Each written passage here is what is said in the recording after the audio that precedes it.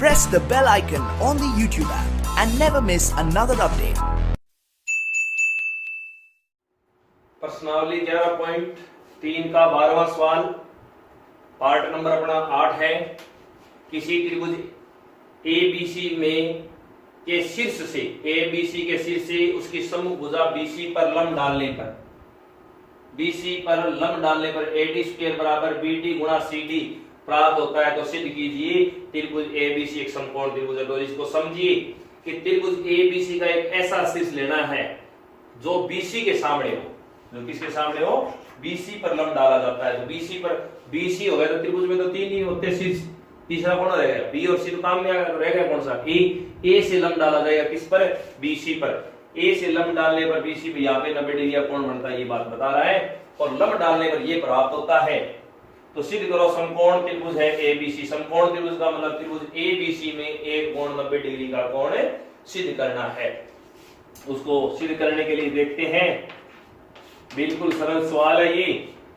हमें दिया है AD² बराबर BD गुणा में DC, ये अपने को दिया गया। देखो यहाँ पे AD² का मतलब क्या होता है, AD गुणा में AD और BD गुणा में DC, ये हो गया।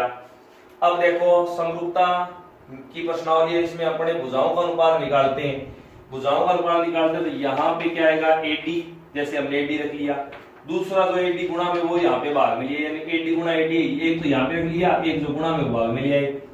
यहाँ पे जो BD है वो यहाँ पे ले गए, गुणा में था भाग में ले गए, तो यहाँ पे क्या रह गया, DC। ठीक है, तो अनुपात आते ही होता है, एक त्रिभुज की भुजा ऊपर होती है, दूसरे त्रिभुज की संगत भुजाएं नीचे होती है। तो थोड़ी सी जगह छोड़ के अपने ऊपर के जो नाम है उसके हिसाब से त्रिभुजों का नाम सेट कर लेते हैं। जो अपने को दिया होता है ना उसी के हिसाब से त्रिभुजों का नाम सेट करते हैं, संगत के हिसाब से। तो यहाँ पे लिखा हमने A, D और तीसरा बिंदु आ गया C, क्योंकि एक त्रिभुज की भुजाएं ऊपर होती हैं, एक त्रिभुज की भुजाएं नीचे होती है। दूसरी त्रिभुज BDA, BD, यहाँ पे BD हो गया, तीसरा बिंदु कौन सा रह गया, A। अब यहाँ पे दो भुजाओं का समानुपात हो गया। समरूपता के तीन नियम थे, डबल A नियम, यानी कोण कोण से समरूप, दो भुजाओं को समानुपाती कर दें, एक कोण बराबर कर दें, या तीनों भुजाओं का समानुपात हो तो त्रिभुज समरूप होते हैं। यहाँ पे दो भुजाओं का समानुपात हो गया, बाकी रह गया एक कोण। एक कोण इसने प्रश्न में दिया, लंब है, लंब का मतलब कितनी डिग्री, 90 डिग्री। तो यहाँ पे देखो D को टारगेट करो, पहले में हो गया ADB, कितने डिग्री का, 90 डिग्री का। तो दूसरी तरफ एक तरफ लंब का मतलब दोनों तरफ 90 डिग्री का कोण बनता है। तो यहाँ पे क्या हो जाएगा, ADC बराबर हुआ किससे, लंब से। और ये क्या है अपने को दिया गया है, कौन सा नियम हो गया, डबल S। तो ये हो गया संगत भुजाओं का अनुपात, ये हो गया SAS नियम से दोनों त्रिभुज क्या हो गए, समरूप हो गए।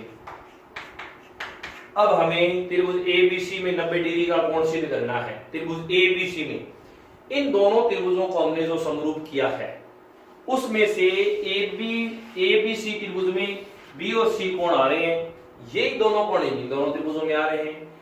तो इनको लेके चलते हैं, इनको बराबर करते हैं, इनके संगत कोण, किसको टारगेट करके, B को और किसको, C को। तो देखो ADC में C आ रहा है, तो हमें B और C को टारगेट करना है, क्योंकि ये दोनों कोण त्रिभुज ABC में आ रहे हैं। तो C को टारगेट किया, C के बराबर कौन सा कोण है, तो हमने लिखा ACD, C बीच में आ गया, क्यों आ गया, ACD बीच में आ गया, क्योंकि जिस बिंदु पे कोण बनता है वो बीच में लिखा जाता है कोण। यहाँ पे लास्ट में C है, तो यहाँ पे लास्ट में कौन है, A, तो A बीच में आएगा, क्योंकि जैसी स्थिति C की है वैसी स्थिति A की कर देंगे, हो गया। दूसरा, अब इसमें आ जाएंगे, इसमें कौन सा कोण है, B को टारगेट करना अपने को, B और C को टारगेट करना। तो यहाँ पे B की कोई ऐसी पोजीशन है, B की पहले है, तो B को लिखेंगे बीच में, तो बढ़ गया DBA। जैसे B की स्थिति है वैसे ही इधर किसकी स्थिति है, A की, तो मतलब A बीच में आएगा, A कोण A और D पहले आ जाएगा और C लास्ट में आ जाएगा। जैसे B की स्थिति है वैसे ही A की स्थिति, क्योंकि A और B संगत है, D संगत है, C और A संगत है। तो जैसे इनके नाम है, कोणों के नाम लिखने तीनों बिंदुओं में, क्योंकि कोई अकेला कोण नहीं है।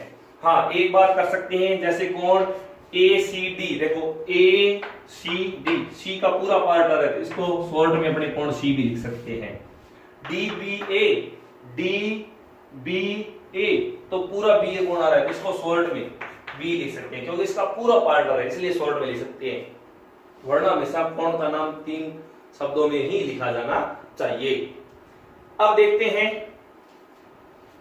इन चारों कोणों, 4 कोण हो गए अपने पास, चारों कोणों को जोड़ते हैं। चारों कोणों को जोड़ते हैं तो इसमें एक बात गौर करने वाली है कि जो C पार्ट है वो इस कोण के बराबर है, यानी ये कोण C इस पार्ट के बराबर है, और ये जो पार्ट है वो इस पार्ट के बराबर है। ध्यान से नाम के हिसाब से देखो कि C पार्ट किसके बराबर है, कोण C किसके बराबर है, कोण B किसके बराबर है।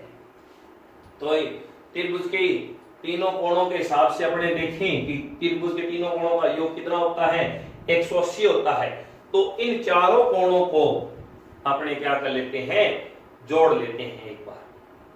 जैसे देखो चारों कोणों को जोड़ते हैं तो सबसे पहला कोण कौन सा है, जैसे इसको शॉर्ट में लिख ले C, ACD को शॉर्ट में क्या लिखेंगे, C प्लस BAD, कोण BAD। अब किसकी बारी आई, त्रिभुज ये कोण है DAC प्लस कोण DAC, इसको शॉर्ट में क्या लिख सकते हैं, कोण B बराबर 180 डिग्री। अब C के बराबर कौन सा कोण है, BAD है, तो इसका मतलब BAD है वो किसकी जगह आ सकता है, C की जगह आ सकता है, यानी BAD और ACD बराबर, यानी कोण C है वो किसके बराबर है, BAD के बराबर है। तो BAD C की जगह क्या लिख देंगे, BAD, क्योंकि अपने को एक कोण को टारगेट करके चलना है कि एक कोण को 90 डिग्री सिद्ध करना है, तो कोण BAD, कोण BAD। यहां पे देखो कोण DAC लिखेंगे, DAC का लिखेंगे क्योंकि A बिंदु पे कोण बना है, A को अपने को टारगेट करना है। B की जगह क्या आएगा, देखो B किसके बराबर है, कोण B बराबर क्या है, DAC, तो B की जगह क्या आ जाएगा, DAC। ध्यान से देखना है यहां पे बराबर 180 डिग्री। ये चारों कोण जोड़ने पर देखो ये त्रिभुज ABC के ही कोण बन रहे हैं। ये चारों कोण जोड़ने पर देखो ये A के पार्ट है, ये C हो गया, ये B हो गया, ये दोनों किसके पार्ट है, A के, ये C हो गया, ये B हो गया, तभी 180 लिख रहा हूं मैं बराबर, क्योंकि त्रिभुज के तीनों कोणों का योग कितना होता है, 180 होता है। अब देखो BAD कितनी बार आया है, 2 बार आया है, तो क्या लिखेंगे, 2 BAD प्लस DAC कितनी बार आया है, DAC कितनी बार आया है, 2 बार, तो क्या लिखेंगे, कोण DAC बराबर कितने डिग्री, 180 डिग्री। दोनों में क्या आ रहा है कॉमन, 2 आ रहा है कॉमन, कोण BAD प्लस कोण DAC बराबर कितने डिग्री, 180 डिग्री। BAD DAC में बार बार बता रहा हूं किसके पार्ट है, दोनों A के पार्ट है, तो दोनों को जोड़ेंगे तो क्या बनेगा, A बनेगा। 180 में 2 गुना में इसका क्या देंगे, भाग, क्योंकि 2 यहाँ पे कॉमन आया था 2 बार का, तो कोण A बराबर कितने डिग्री हो गया, 90 डिग्री। अतः त्रिभुज ABC एक समकोण त्रिभुज है, ये अपना सिद्ध हो गया। इसके नीचे अंडरलाइन करके अपने लिख सकते हैं। आगे है 11.3 का क्वेश्चन नंबर 13। सिद्ध करो कि किसी त्रिभुज के मध्य बिंदुओं को मिलाने पर बने त्रिभुज मूल त्रिभुज के समरूप होते हैं। प्रश्न के अनुसार दिया गया है कि त्रिभुज है, त्रिभुज जैसे हमने बनाया ABC, एक त्रिभुज हमने बनाया ABC, मध्य बिंदुओं, तो प्रत्येक भुजा का मध्य बिंदु लेना है। जैसे मैंने लिया D, यहाँ पे लिया E, यहाँ पे लिया F, तो DEF, ये त्रिभुज बन गई बीच में। अब ध्यान से देखो कि यहाँ पे कितने त्रिभुज बन गए, त्रिभुज बन गया 1 2 3 4, 4 त्रिभुज बन गए। चारों त्रिभुजों को बड़े वाले त्रिभुज के समरूप करना है। चारों त्रिभुजों को बड़े वाले के समरूप करना है, इसका मतलब सिद्ध करना है। सिद्ध करना है। सिद्ध करने में क्या लिखेंगे, जैसे देखो त्रिभुज ए बी सी, मूल त्रिभुज तो ये है, इसके छोटे वाले त्रिभुज समरूप करने हैं। समरूप त्रिभुज ए डी ई, समरूप त्रिभुज बी एफ डी, समरूप त्रिभुज डी एफ ई, समरूप त्रिभुज लास्ट रह गया कौन सा, एफ ई सी या सी ई एफ, सी ई एफ। चारों त्रिभुज हैं वो मूल त्रिभुज के समरूप हैं, ये बात अपने को सिद्ध करनी है। बिल्कुल सरल है। पत्ती 9वीं कक्षा में एक थ्योरम थी अपनी कि दो मध्य बिंदुओं को मिलाने वाली रेखा तीसरी भुजा के समांतर व आधी होती है। दो मध्य बिंदुओं को मिलाने वाली रेखा तीसरी भुजा के समांतर व आधी होती है। तो यहां पे देखो जैसे लिख रहे हैं अपनी कि डी एफ समांतर है एसी के, डी एफ समांतर है एसी के, क्योंकि डी और एफ दोनों कौन से बिंदु हैं, मध्य बिंदु है। तो दो मध्य बिंदुओं को मिलाने वाली रेखा तीसरी भुजा के समांतर व आधी होती है। तीसरी भुजा जैसे एफ बिंदु तो बीसी पे आ गया और ए बी पे डी बिंदु आ गया, तो तीसरी बची कौन, एसी। तो इसका मतलब होता है तीसरी भुजा के समांतर व आधी होती है। तो डी एफ है वो आधा है किसका, एसी का। डी एफ है वो आधा है किसका, एसी का। और ई कौन सा बिंदु है ये बताओ, मध्य बिंदु है। तो इसका मतलब हुआ कि डी एफ बराबर हो जाएगा एसी का दा, कौन है यहाँ पे, एसी का दा ईसी है, क्योंकि ई कौन सा बिंदु है, मध्य बिंदु है। तो ये गोल करने वाली है कि डी एफ बराबर क्या हो गया, ईसी। इसी प्रकार यदि एसी समांतर है तो एसी का पार्ट कौन है, ईसी। तो डी एफ समांतर ईसी, डीएफ समांतर ईसी, ये भी अपना बॉक्स में अपने बंद कर लेते हैं। कहने का मतलब हो गया कि डीएफ समांतर ईसी है और बराबर भी है। इसी तरीके से हम लिख देंगे इसी प्रकार, ज्यादा नहीं करेंगे, इसमें इतना ही लिख देंगे, इसी प्रकार डीई, कौन सी, डीई, ये डीई समांतर हो जाएगी किसके, एफसी के, क्योंकि ऊपर वाले की जो विवरण है उसी तरीके से लिख देंगे। डीई समांतर हो जाएगी एफसी के और डीई बराबर हो जाएगी किसकी, एफसी के। तो इसके कोष्टक में संकेत के अंदर लिख देंगे, संकेत नाम लिखकर मध्य बिंदु प्रमेय या थ्योरम से, इसमें इतना ही लिखना है। और नीचे आ जाएगा अपना अतः आमने सामने की भुजाएं बराबर और समांतर हो गई तो वो कौन सा चतुर्भुज हो गया, समांतर चतुर्भुज हो गया, क्योंकि आमने सामने की भुजाएं बराबर और समांतर केवल समांतर चतुर्भुज में होती है। तो डी ई सी एफ एक समांतर चतुर्भुज है, समांतर चतुर्भुज है। समांतर चतुर्भुज में एक विकर्ण द्वारा बने दो त्रिभुज सर्वांगसम होते हैं। और सर्वांगसम का मतलब क्या होता है, बराबर। और बराबर होने का मतलब बराबर अनुपात, अनुपात बराबर, समानुपात का मतलब क्या होता है, समरूप। तो कहने का मतलब हो गया कि त्रिभुज डीईएफ, डीईएफ सर्वांगसम है, डीईएफ सर्वांगसम है त्रिभुज डीई। तो डीई के संगत बराबर कौन सी है, एफसी।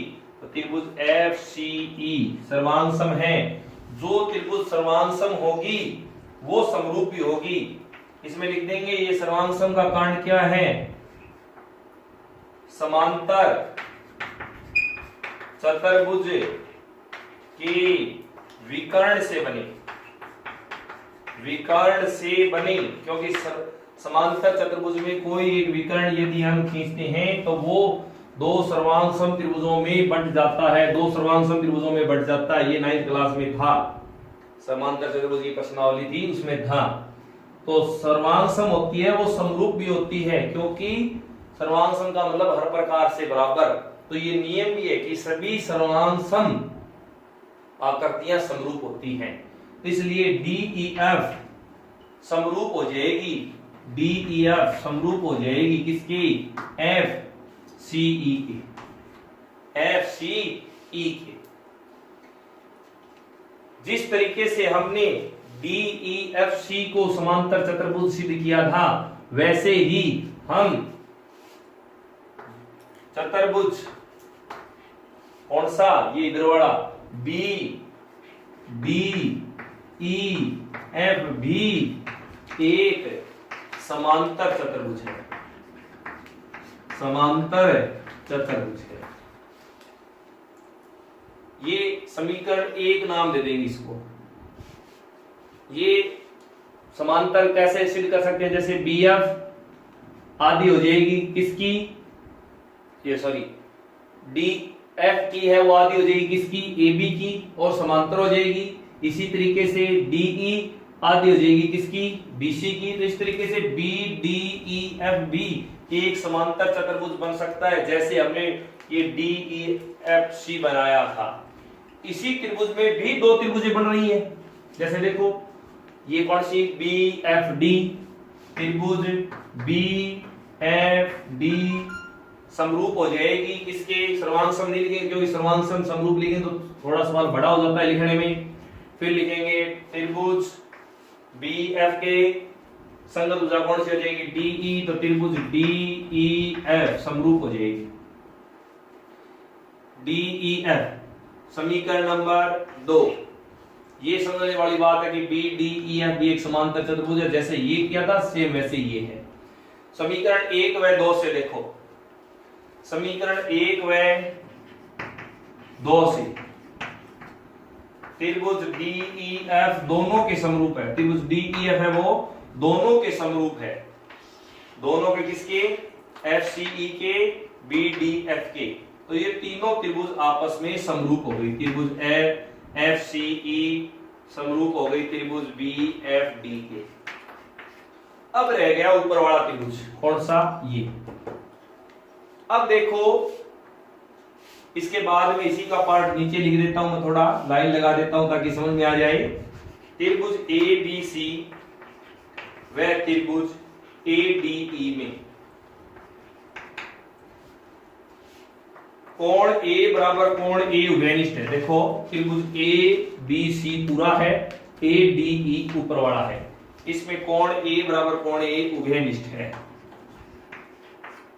दूसरा कोण ABC बराबर कोण ADE संगत कोण, संगत कोण ये समांतर रेखा वाला है। समांतर रेखा कैसे है, दो मध्य बिंदुओं को मिलाने वाली रेखा तीसरी भुजा के समांतर में क्या होती है, आदि। तो DE समांतर है किसके, BC के, किसके कारण है, मध्य बिंदु पर में से बताया था, क्योंकि D और E कौन से बिंदु हैं, मध्य बिंदु है, मध्य बिंदु पर में से।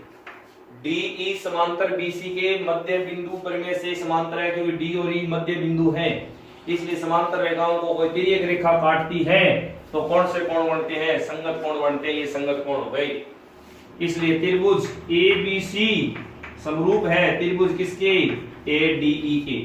त्रिभुज ABC समरूप है किसके, ADE के। यहां पे नीचे लिख देता हूं, त्रिभुज ABC समरूप है त्रिभुज ADE के। ये हो गई समीकरण नंबर 3।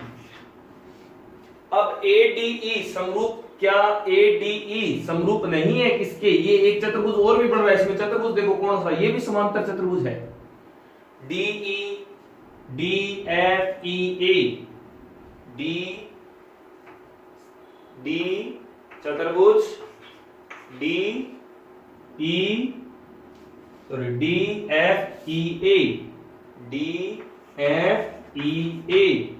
भी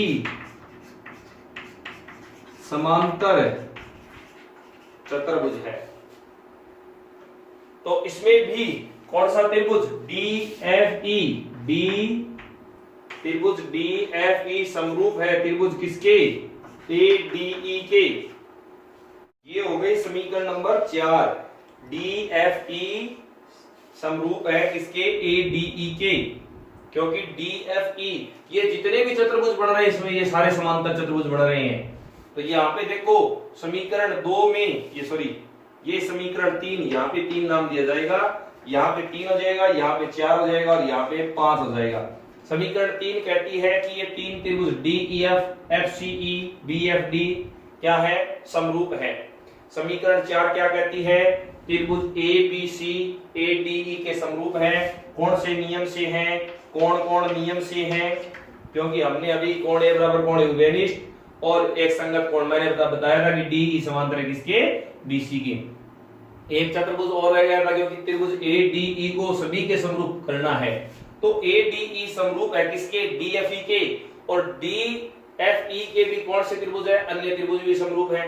तो इसका मतलब देखो समीकरण 3, 4 और 5, समीकरण 3, 4 और 5 को जब देखोगे, समीकरण 3, 4 व 5 से, समीकरण 3, 4 व 5 से देखो त्रिभुज ABC समरूप है त्रिभुज ADE के।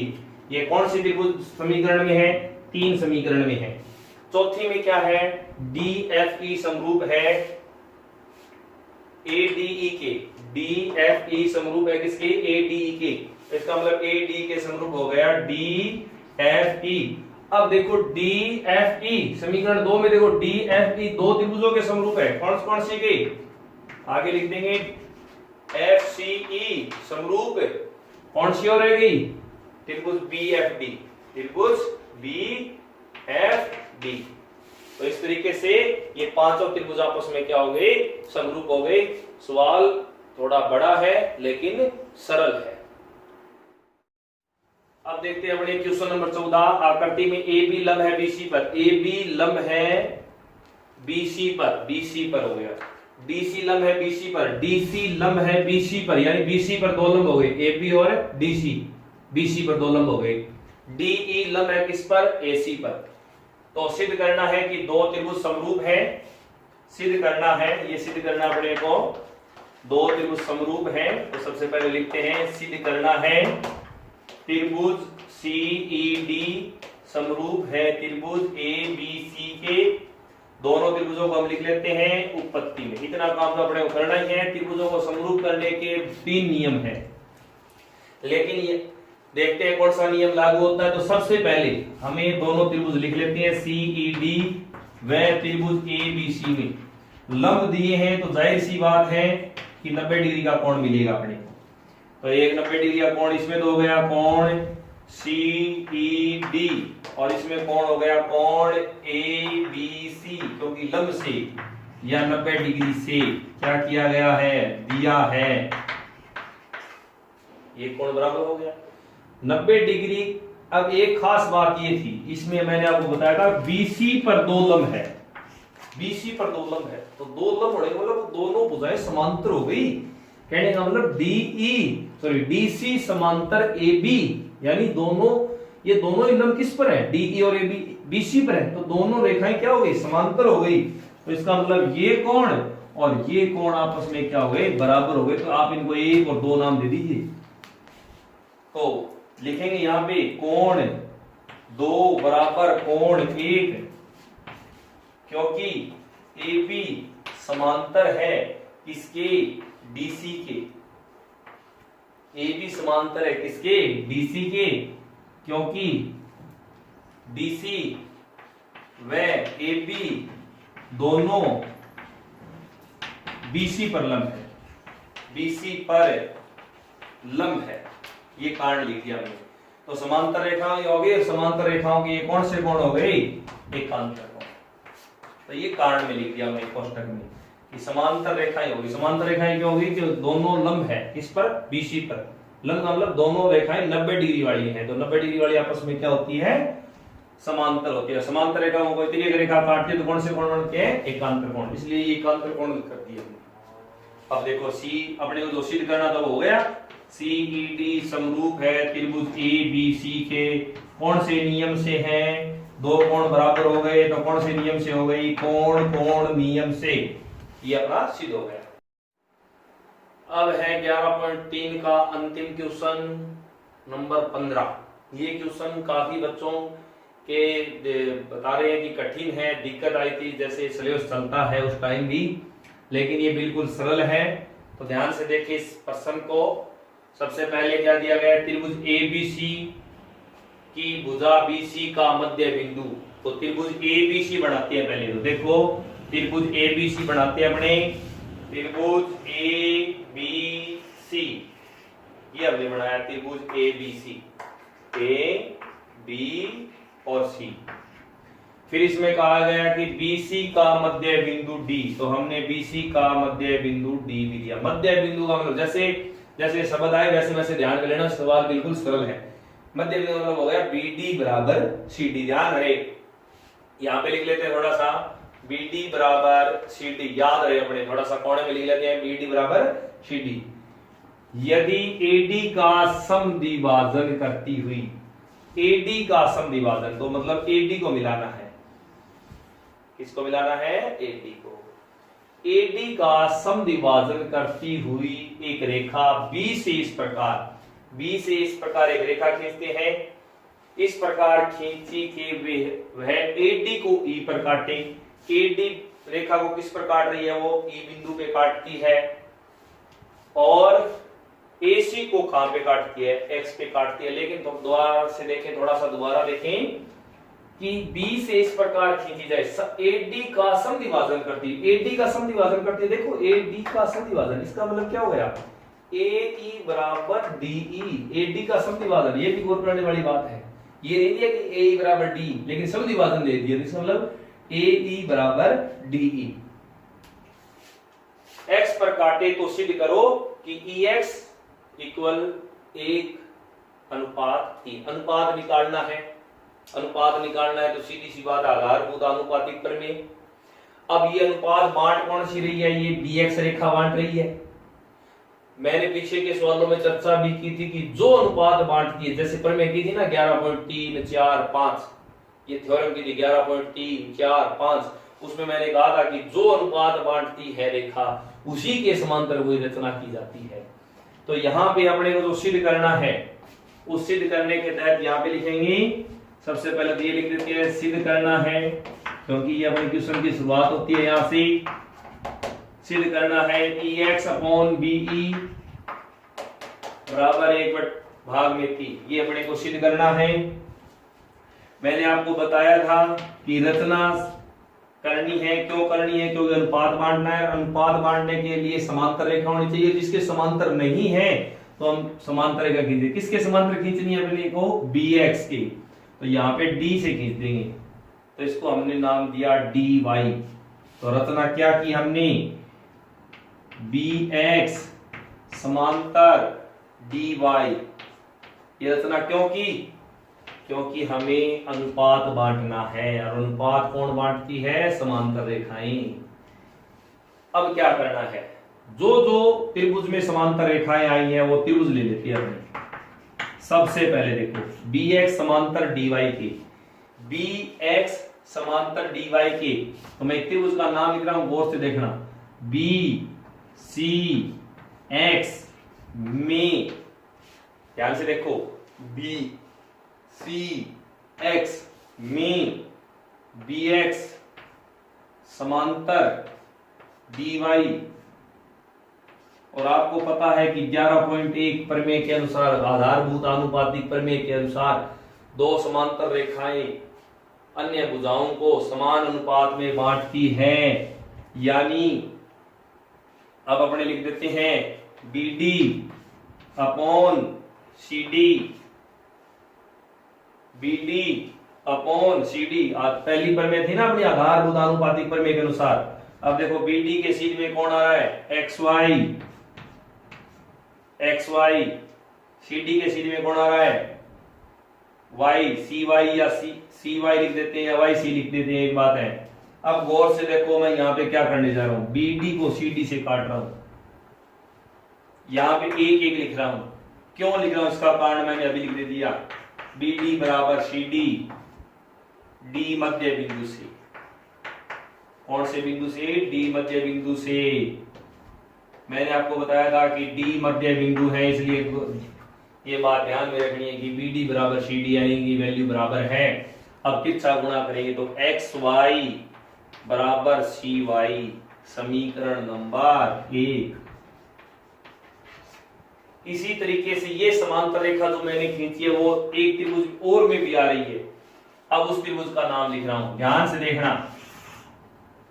वो त्रिभुज लिखने जा रहा हूं मैं, त्रिभुज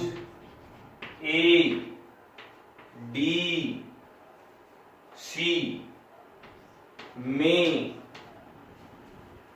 EX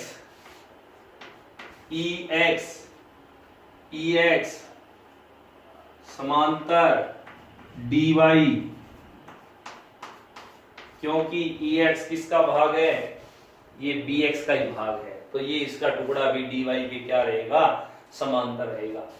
अब वही जैसे इसमें आधारभूत आनुपातिक प्रमेय के हिसाब से इसमें लिखा था, उसी हिसाब से इसमें लिखेंगे AE अपॉन DE, यानी AE और DE का अनुपात वही होगा।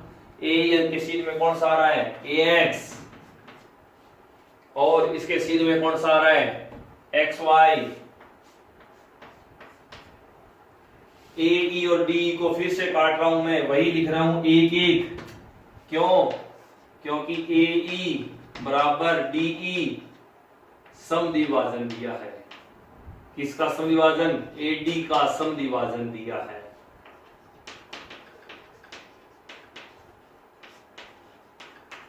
AD का समद्विभाजन दिया है। इसका मतलब हो गया कि AX बराबर XY। समीकरण नंबर हो गई 2।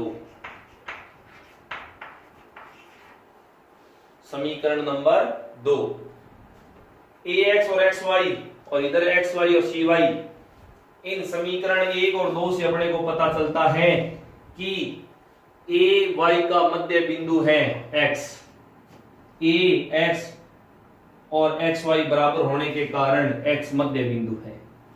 दूसरा CY और XY, CY और XY बराबर होने के कारण में Y कौन सा बिंदु है, मध्य बिंदु है। किसका, XC का।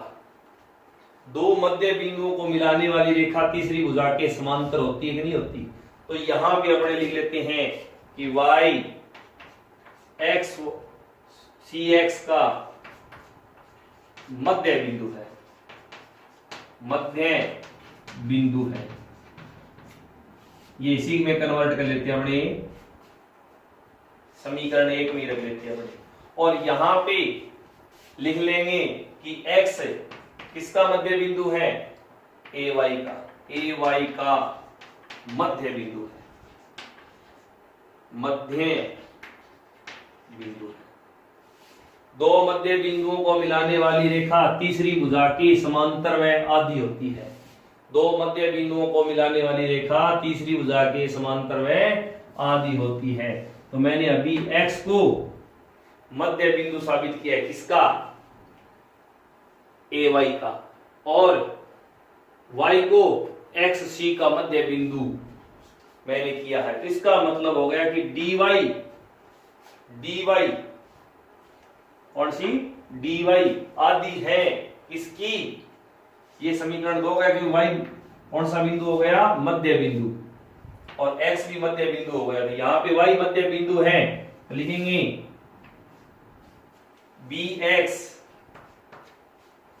BX का आधा, BX का आधा कोण होगा dy होगा। BX का आधा कोण होगा dy होगा, समीकरण 1 से। समीकरण 1 से। क्यों होगा? क्योंकि y कौन सा बिंदु है? मध्य बिंदु है। d कौन सा बिंदु है? मध्य बिंदु है। क्योंकि d तो मध्य बिंदु दिया है और y मध्य बिंदु हमने सिद्ध कर लिया। तो दो मध्य बिंदुओं को मिलाने वाली रेखा तीसरी भुजा के समांतर वह आदि होती है। तो यहाँ पे ज्यादा चाहो तो यहाँ पे लिख सकते हो मध्य बिंदु परमेय से, मध्य बिंदु परमेय से। इसी तरीके से अपनी दूसरा देखो कि EX किसके समांतर आ रही है? E और X दोनों मध्य बिंदु हो गए, D और Y भी मध्य बिंदु हो गए। तो हम ये लिख देंगे कि 1/2 dy, जैसे देखो dy ये कौन सी त्रिभुज में आ रहा है? इसी त्रिभुज में आ रहा है। देखो dy, d और y मध्य बिंदु है और ये त्रिभुज कौन सी? ADY में दो मध्य बिंदुओं को मिलाने वाली रेखा तीसरी भुजा के समांतर वह आदि होती है। तो dy का आधा कौन हो जाएगा? EX हो जाएगा। कौन सा हो जाएगा? EX। ये किससे है? समीकरण 2 से, क्योंकि वहां पे मध्य बिंदु साबित हुआ है और मध्य बिंदु प्रमेय के कारण दो मध्य बिंदुओं को मिलाने वाली रेखा तीसरी भुजा के समांतर वह आदि होती है। अब इसमें देखो दोनों ही वैल्यू dy की आई है, दोनों ही वैल्यू किसकी आई है? dy की आई है। तो देखो 1/2 bx किसकी जगह आएगा? dy की जगह आएगा। तो इसको समीकरण नाम दे देते हैं अपने 3, समीकरण 3। तो 1/2 गुणा में 1/2, ये 1/2 दो बार कैसे आया? क्योंकि 1/2 ये आ गया, ये 1/2 आ गया। अब dy की वैल्यू लिख रहा हूं मैं, किसकी वैल्यू लिख रहा हूं? dy की।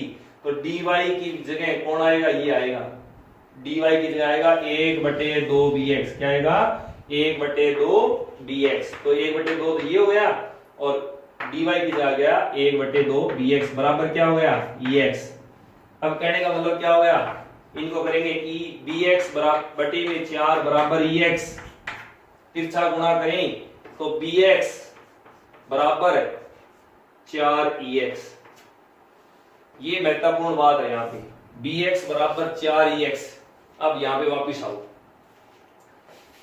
bx में 4 EX है। अब देखो यहाँ पे b और x देखो, तो BE प्लस EX, यहाँ पे वहां से मैं यहाँ पे लिख रहा हूं कि bx बराबर मैंने लिखा 4 EX।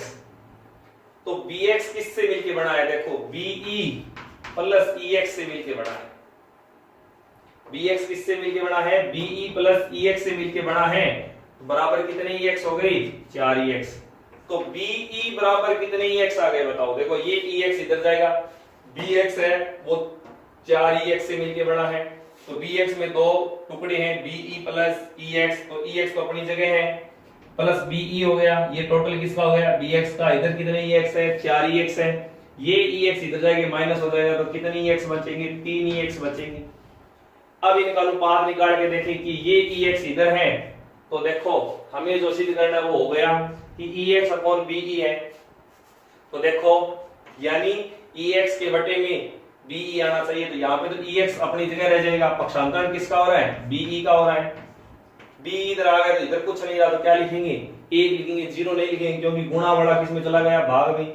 ये 3 गुणा में 1 किस में आ गया? भाग में। तो ये अपना सवाल सिद्ध हो गया। इसमें एक ही गौर करने वाली बात है कि दोनों प्रमेय एक साथ शामिल हो गई, आधारभूत आनुपातिक प्रमेय भी और मध्य बिंदु प्रमेय भी। इस सवाल को करते समय नोट करना है ध्यान से। और इस तरीके से अपनी 11.3 प्रश्नावली पूरी हो गई है।